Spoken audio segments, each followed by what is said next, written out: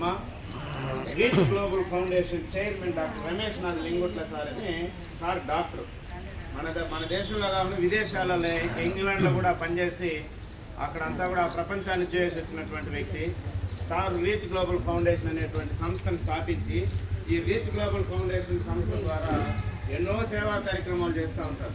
మన విజయవాడలో వరదలు వచ్చినప్పుడు నా ద్వారానే 3 లక్షల రూపాయలు తీసుకొని పోయేసి అక్కడ సేవా కార్యక్రమాలు చేసినాం. విజయవాడ వరదల కాడ నుంచి తిరుపతిలో వచ్చినటువంటి వరదలు కావచ్చు, తుఫాన్ కావచ్చు, ఇట్లా ఎన్నో సందర్భాల్లో ఆకస్మికంగా ఎన్నో విపత్తులు వచ్చినా కానీ అందరికంటే ముందు మన తిరుపతిలో స్పందిస్తారు డాక్టర్ రమేష్ నాథ్ లింగుట్ల గారు.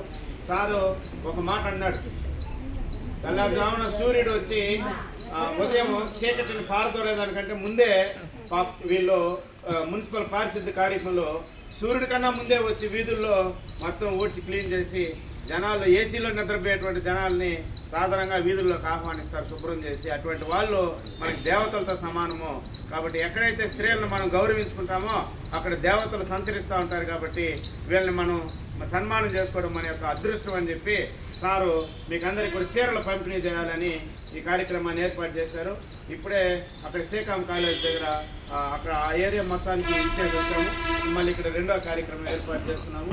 సార్ తరఫున మీకు అందరికీ కూడా అంతర్జాతీయ మహిళా దినోత్సవం శుభాకాంక్షలు తెలియజేసుకుంటూ మీకు అందరికీ